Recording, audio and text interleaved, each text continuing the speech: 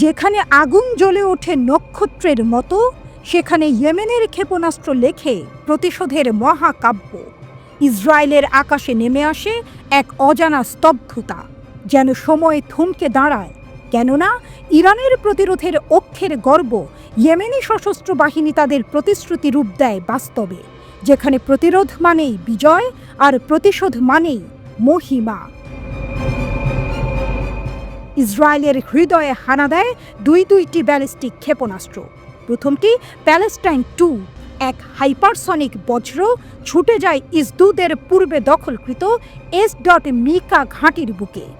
সেখানেই রাখা থাকে আরও ব্যালিস্টিক ব্যাটারি, ইসরায়েলের আত্মবিশ্বাসের প্রতীক। দ্বিতীয়টি জুলফিকার, যেন ইতিহাস থেকে উঠে আসা এক বিদ্রোহী নাম, গর্জে ওঠে ইয়াফার বেন গুরিয়ন বিমানবন্দরের উদ্দেশ্যে, ছিন্ন ভিন্ন করে 1 ঘন্টার জন্য তার সমস্ত কার্যক্রম। তবুও হুথিরা থেমে থাকেনি। তাদের ইউএভি ইউনিট পাঠায় এক মানবহীন যুদ্ধবাহী ড্রোন, আকাশ ছুঁয়ে নামিয়ে আনে ধ্বংসের বার্তা। আসকালানের অধিকৃত অঞ্চল কেঁপে ওঠে, এক গোপন ইসরায়েলি স্থাপনার বুকে জ্বলে ওঠে ইয়েমেনি আগুন। ব্রিগেডিয়ার জেনারেল ইয়াহিয়া সারি উচ্চারণ করেন এক চিরন্তন অঙ্গীকার, আমরা পিছু হটব না, আমরা নত হব না।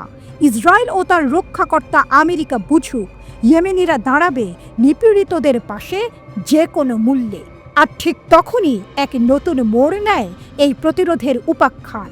YAF আকাশে গর্জে ওঠে, ভূপাতিত করে 4র্থ মার্কিন MQ-9 রিপার ড্রোন হাজ্জা গভর্নরেটের আকাশে। হ্যাঁ, 2 সপ্তাহে 4র্থ। এই ড্রোন আর ফিরবে না, তার চোখ বন্ধ, তার ডানা পুড়ে ছাই। তেল আবিবে তখন বাজে সাইরেন। গুশদান, আল কুদস সর্বত্র আতঙ্কের ছায়া। বেনগুরিয়ন বিমানবন্দরে উড্ডয়ন ও অবতরণ বন্ধ। বসতি স্থাপনকারীরা পালায়, আশ্রয় কেন্দ্রে ভিড় জমায়। এই দৃশ্য, এই কম্পন গত 2 সপ্তাহেও দেখা যায়নি। ইসরায়েলের আত্মবিশ্বাসী এবার চিড়ি ধরেছে। ওদিকে গাজায় 50,944 জনের প্রাণ গেছে ইসরায়েলি আগ্রাসনে। সেই যুদ্ধ, সেই হত্যাযজ্ঞের মাঝেই ইয়েমেনের প্রতিশোধ রচনা করে নতুন ইতিহাস। আর হামাস চুপ করে থাকেনি।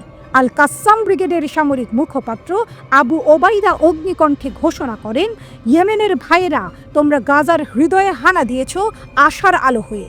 তোমাদের রক্ত, তোমাদের ত্যাগ আমাদের ইতিহাসে চিরস্থায়ী হয়ে রইবে। তিনি বলেন, ইয়েমেনের অটল সংকল্পই প্রমাণ করে, যদি ইচ্ছা থাকে, যদি বিশ্বাস থাকে, তবে ইসরায়েলি সত্তার সব নিরাপত্তা ব্যবস্থা তাসের ঘরের মতো ধসে পড়তে বাধ্য। হামাস একটি ভিডিও প্রকাশ করে, যাতে ফুটে ওঠে ইয়েমেনি রাজনৈতিক, সামরিক এবং জনসমর্থনের জয়গান। প্রতিরোধের এমন অপূর্ব সংহতির চিত্র বিশ্বের সামনে কল্পনাকে ছাড়িয়ে যায় বাস্তবে। তবে গল্প এখানেই থামে না। যুক্তরাষ্ট্র এখন প্রতিদিনে হামলা চালায় ইয়েমেনি ভূখণ্ডে।